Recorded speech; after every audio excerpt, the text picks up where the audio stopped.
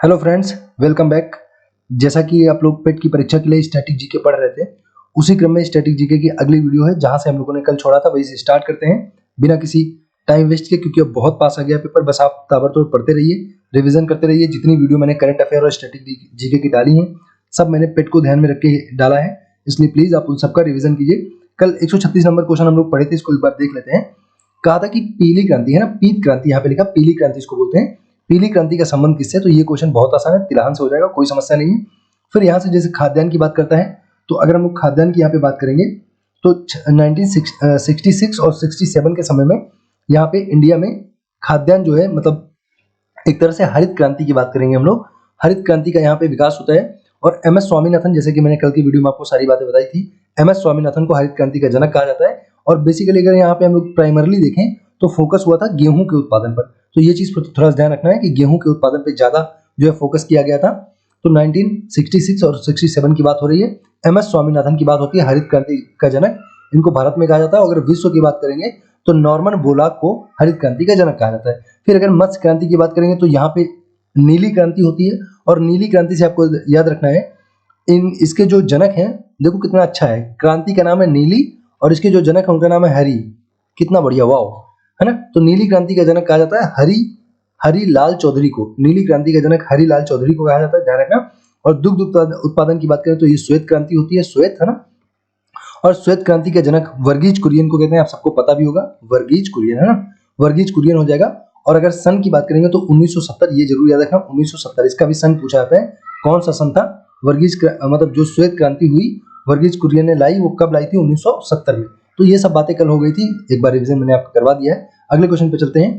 अगला क्वेश्चन लिखा, और अगर आपको वीडियो अच्छी लगती है ना, अच्छा कंटेंट लगता है, मेरी मेहनत अच्छी लगती है, तो प्लीज सब्सक्राइब कर लेना और अपने साथियों तक इसको शेयर कर देना, ताकि थोड़ा सा मेरा चैनल प्रमोट हो सके, क्योंकि चुन्नी भर का चैनल है, आप जानते हो, है ना। तो जैसे जैसे आप इसको प्रमोट करोगे मुझे और उत्साह मिलेगा, मैं और अच्छी मेहनत करने की कोशिश करूंगा ना। बहुत मेहनत लगती है वीडियो बनाने में, तो प्लीज सब्सक्राइब करने वाला काम आप अपने से कर लेंगे ना। अगला क्वेश्चन देखेंगे, निम्नलिखित में से कौन सा एक बाल्टिक राष्ट्र नहीं है, ये बताना है। तो इसका सही जवाब हो जाएगा ऑप्शन नंबर बी, स्लोवाकिया हो जाएगा। स्लोवाकिया ये बाल्टिक राष्ट्र नहीं है, इस पर ज्यादा डिटेल पे बात नहीं करेंगे, है ना। तो अगला क्वेश्चन देखेंगे, किस प्रकार के कंप्यूटरों का सर्वाधिक प्रयोग किया जाता है, ये क्वेश्चन आपको बताना है, किस प्रकार के कंप्यूटर का सर्वाधिक प्रयोग होता है। तो बताएंगे किसका हो जाएगा। तो यहाँ पे जो सही जवाब हो जाएगा माइक्रो कंप्यूटर हो जाएंगे।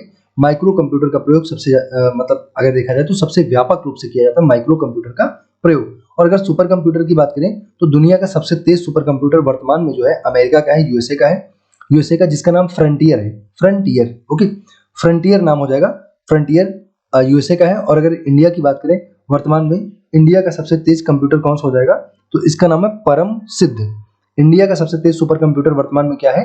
परम मैं बोल रहा हूँ ना, परम सिद्ध, परम सिद्ध हो जाएगा ना, परम सिद्ध है इंडिया का सबसे तेज सुपर कंप्यूटर वर्तमान में। और दुनिया का सबसे तेज किसके पास है? अमेरिका के पास, जिसका नाम है फ्रंटियर, ओके। सबसे ज्यादा व्यापक रूप से कौन से कंप्यूटर का प्रयोग होता है? तो माइक्रो कंप्यूटर का प्रयोग हो जाएगा, ध्यान रखना। अगला क्वेश्चन देखेंगे, निम्नलिखित में से कौन शक्ति तथा खाद्य दोनों दे सकता है? तो इसका सही जवाब हो जाएगा आपका बायोगैस, ऑप्शन नंबर सी हो जाएगा, शक्ति और खाद्य दोनों दे सकता है बायोगैस। इस पर भी ज्यादा डिटेल में बात नहीं करेंगे।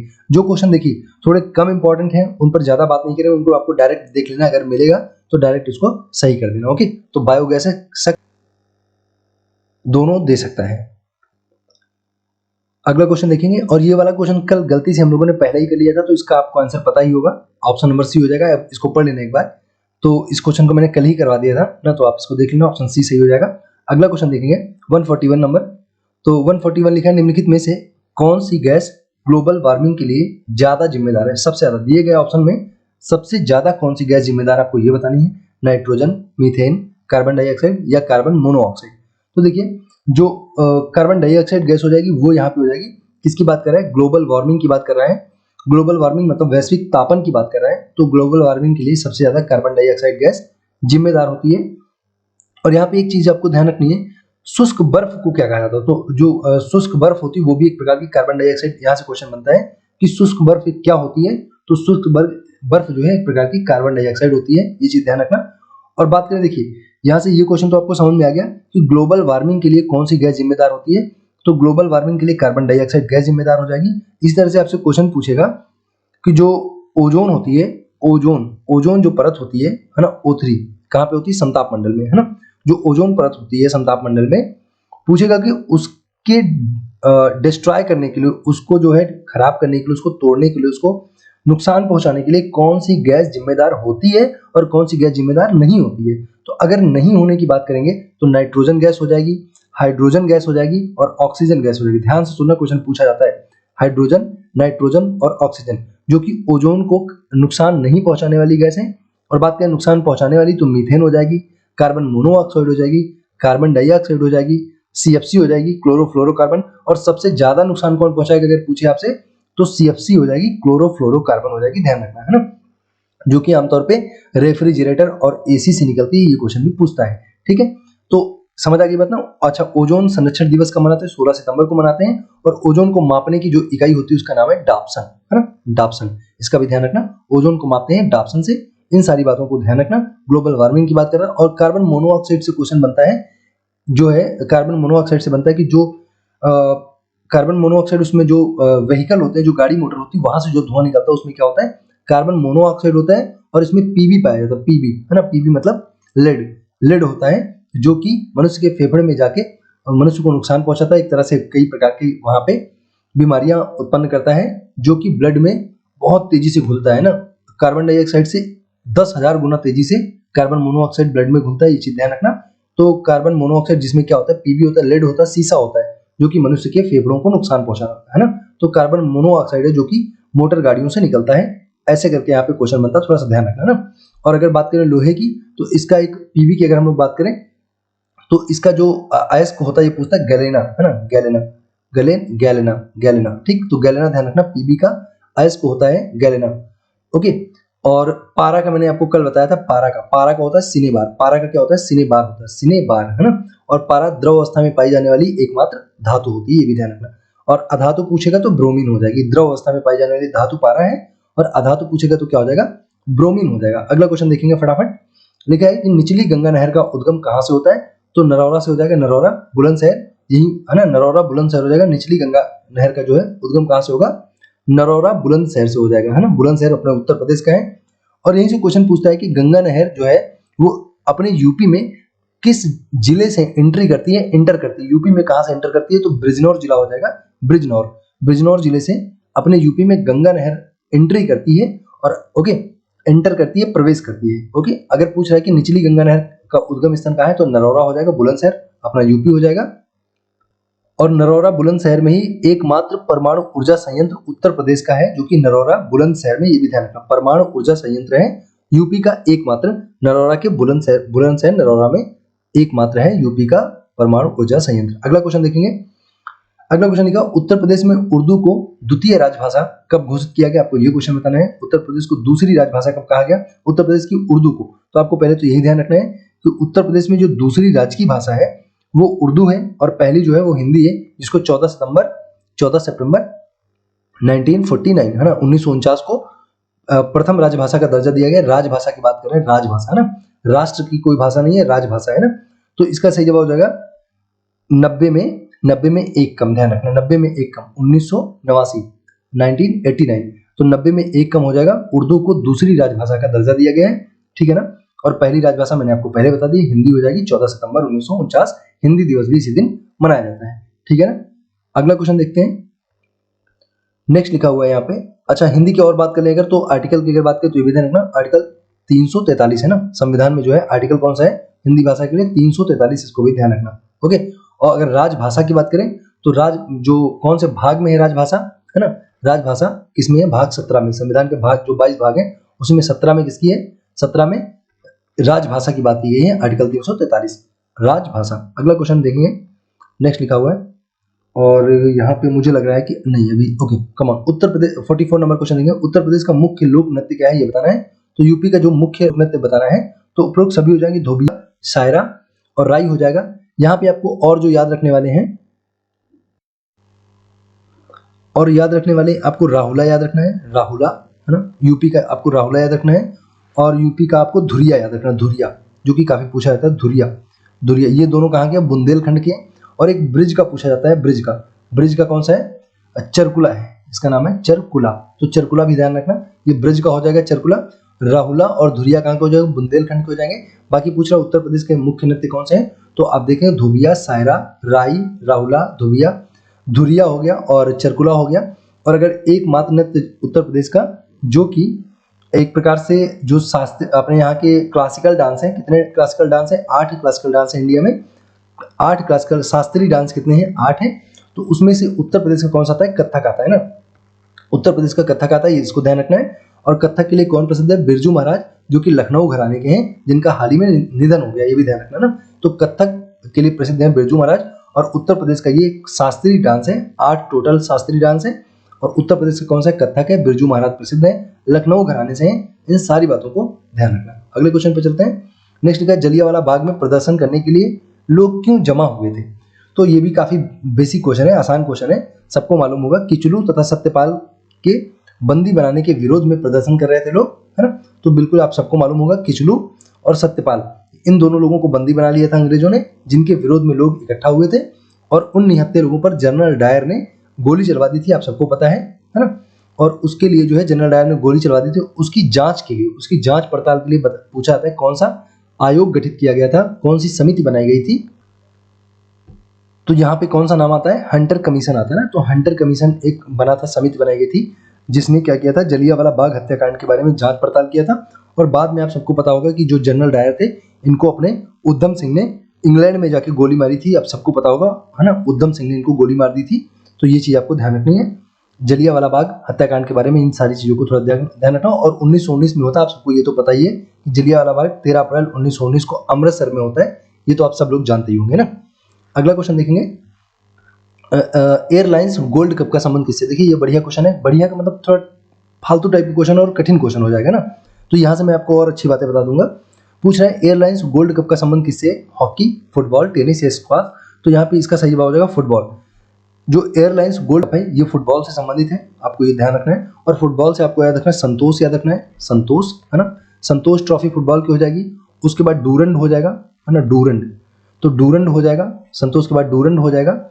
और डूरंड के अलावा कौन सा हो जाएगा, संतोष है, डूरंड है, सुब्रतो, है ना, सुब्रतो याद रखना है, सुब्रतो, सुब्रतो हो जाएगा, संतोष, डूरंड, सुब्रतो, इनको ध्यान रखना है, फुटबॉल से संबंधित है। और फुटबॉल के लिए आपको ध्यान रखना है कि इस बार 2022 के लिए FIFA player of the year दिया जाता है। FIFA best FIFA player of the year की अगर बात करें तो दिया गया लेवांडोवस्की को दिया गया। सॉरी, इनका नाम है क्या है, इनका नाम है भाई साहब का लेवांडोवस्की, लेवांडोवस्की, इनका थोड़ा सा विचित्र सा नाम है, लेवांडोवस्की करके नाम है इनका, लेवांडोवस्की, थोड़ा ध्यान रखना, है ना। रॉबर्ट लेवांडोवस्की हैं, इनको दिया गया। देखो हर बार कौन जीता था, हर बार जो फीफा का अवार्ड है वो जीतते थे लियोन मेसी, या तो लियोन मेसी जीतते थे या तो रोनाल्डो जीतते थे, है ना, लियोन मेसी या तो रोनाल्डो। लेकिन इसको सब लोग लौंडा समझ रहे थे, लौंडा एकदम लड़का समझ रहे थे, लेकिन लौंडे ने तो कमाल कर दिया, लेवंडे ने तो कमाल, तो आपको बस याद रहेगा लेवंडे ने कमाल कर दिया और फीफा का best player of the year जीत गया, है ना, लेवंडे ने कमाल कर दिया, ठीक है। और अगर बात करें फीफा की, तो फीफा का जो हेडक्वार्टर है, फीफा होता क्या है आपको पता है ना, federation of international football association होता है। तो फीफा की अगर हम लोग बात करें, फूफा नहीं बोल रहे, फीफा बोल रहे हैं ना। तो फीफा की अगर हम लोग बात करें तो ये फुटबॉल वर्ल्ड कप करवाने वाली संस्था है ना। फीफा फुटबॉल वर्ल्ड कप करवाने वाली संस्था है। और जो इसका मुख्यालय है वो जो है स्विट्जरलैंड के कहाँ पे है, लुसाने, लुसाने स्विट्जरलैंड में हो जाएगा इसका मुख्यालय, लुसाने स्विट्जरलैंड, सॉरी लुसाने में नहीं, कहाँ पे होगा, लुसाने में तो आपका ओलंपिक हो जाएगा ना, इसका ज्यूरिक में है ना। फीफा का कहाँ के, ज्यूरिक में, फीफा का है ज्यूरिक में, ज्यूरिक स्विट्जरलैंड में हो जाएगा। और लुसाने का, लुसाने जो है वो किसका मुख्यालय है, वो है ओलंपिक का मुख्यालय, लुसाने ओलंपिक का हो जाएगा। और ज्यूरिक स्विट्जरलैंड जो है फीफा का मुख्यालय हो जाएगा, फीफा वर्ल्ड कप करवाने वाली संस्था है, ज्यूरिक स्विट्जरलैंड में इसका मुख्यालय है। और लुसाने जो मैंने बोला था फिर से सुन लेंगे, वो ओलंपिक का मुख्यालय है, लुसाने, है ना। ओलंपिक में भी देखो एल आ रहा है, एल ओलंपिक में भी, और लुसाने में भी एल आ रहा है, तो कंफ्यूज बिल्कुल मत होना, ओलंपिक लुसाने, है ना। और ज्यूरिक का कहाँ पे हो जाएगा, ज्यूरिक स्विट्जरलैंड किसका है, फीफा का हो जाएगा, ध्यान रखना ना, ओके। और अगर हम लोग बात करें तो इस बार का जो फीफा 2022 का हुआ था, वो 2022 का वो कहाँ पे, कतर, एक्चुअली ये भी होने वाला है, कतर की राजधानी दोहा में होगा। 2022 का जो वर्ल्ड कप है फीफा का, कतर की राजधानी दोहा में होने वाला है ना। तो इन सारी बातों को ध्यान रखना। अगले क्वेश्चन पे चलते हैं। 2011 की जनगणना के अनुसार उत्तर प्रदेश में महिला आबादी कितनी, ये बताना है आपको। तो उत्तर प्रदेश की आपको महिला आबादी बताना है कि कितनी है। तो देखिए उत्तर प्रदेश की जो टोटल आबादी है वो 19,98,12,341 है। जस्ट वेट, ये हो जाएगी 19 करोड़ 98 लाख और उसके बाद 12,000, ये क्या होगा जी, 12,341 है ना। ओके, ये इतनी टोटल आबादी है और इसी टोटल आबादी का 48% कौन हो जाएगा, महिलाएं हो जाएंगी, बाकी का 52% कौन हो जाएंगे, तो 52% आपके हो जाएंगे पुरुष, सिंपल सी बात है ना। और 829 जो है 829 जो है उत्तर प्रदेश की देखेंगे तो पॉपुलेशन डेंसिटी हो जाएगी, मतलब जनसंख्या घनत्व 829 हो जाएगा, उत्तर प्रदेश का जनसंख्या घनत्व 829 हो जाएगा। ठीक है, अगले क्वेश्चन पे चलते हैं। और जनसंख्या घनत्व के मामले में अगर पूरे इंडिया की बात करें तो सबसे ज्यादा डेंस अगर पूछे कौन सा राज्य है तो बिहार राज्य हो जाएगा। सबसे ज्यादा घना है ना, सबसे ज्यादा पॉपुलेशन डेंसिटी मतलब जनसंख्या घनत्व तो बिहार की है, और सबसे कम पूछेगा तो अरुणाचल प्रदेश की हो जाएगी, ध्यान रखना है ना। अगले क्वेश्चन पे चलते हैं फटाक से, जल्दी जल्दी से इसको खत्म करते हैं। अगला लिखा है, ये देखिए करंट अफेयर का क्वेश्चन है, इसको आप देख लेना, अभी का ये हाल ही का क्वेश्चन नहीं है। यहाँ पे पूछ रहा है कि एक प्रकार का क्या है, ये एक प्रकार का सूक्ष्म घोंगे की प्रजाति है, घोंगा है ना, स्नेल, घोंगा की एक प्रजाति है। वो पूछ रहा है कि ये घोंगे की एक प्रजाति है, इसको कहाँ पे खोजा गया, तो घोंगा आपको ये बताना है कहाँ पे खोजा गया है, तो घोंगा खोजा गया भैया मेघालय में, मेघालय है ना। मेघा, देखो मेघा भी बारिश में आते हैं और मेघा बारिश, तो वहीं पे घोंगा भी निकल जाएंगे, घेंगा घोंगा जो भी है ना, घोंगे निकल जाएंगे। ठीक है, तो ओके, अगला क्वेश्चन देखेंगे। नेक्स्ट लिखा है, हाल ही में किस तिथि को विश्व आयोडीन अल्पता दिवस मनाया गया है, तो विश्व आयोडीन अल्पता दिवस जो है वो आयोडीन अक्टूबर में, आयोडीन अक्टूबर, और कितने अक्टूबर, 21 अक्टूबर, तो 21 अक्टूबर को विश्व आयोडीन अल्पता दिवस मनाया गया है। और आपको 29 जुलाई याद रखना है, टाइगर्स है ना, टाइगर्स डे मनाते हैं 29 जुलाई को। 11 जुलाई को क्या मनाते हैं, विश्व जनसंख्या दिवस मनाते हैं है ना। और 31 मई को क्या मनाते हैं, विश्व तंबाकू दिवस मनाते हैं। 8 मार्च को अंतर्राष्ट्रीय महिला दिवस मनाते हैं है ना। 24 अप्रैल की अगर हम लोग बात करेंगे, 24 अप्रैल को पंचायती राज दिवस मनाते हैं। 24 जनवरी को बोलेंगे तो बालिका दिवस मनाते हैं। इन सारे दिवस को आप थोड़ा सा ध्यान रखना, ओके। बाकी और बहुत सारे इंपॉर्टेंट हैं, इनको कम से कम इतने ध्यान रखना, ठीक है। अगला क्वेश्चन देखेंगे। और बाकी हाँ, एक और जरूर ध्यान रखना, देखिए एड्स दिवस तो आप सब जानते हो 1 दिसंबर को मनाते हैं। 2 को क्या मनाते हैं, 1 दिसंबर को एड्स दिवस, 2 दिसंबर को कंप्यूटर साक्षरता दिवस।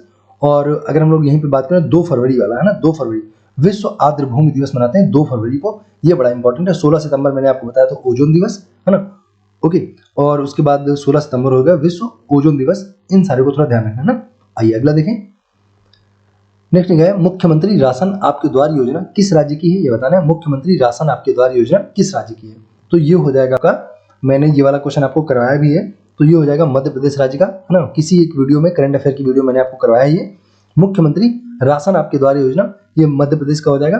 तो एक छोटी सी आज की वीडियो थी, लगभग वही 18 से और कम ही मिनट की थोड़ी होगी। तो ये था एंड इस वीडियो का। Thanks for watching and God bless you all.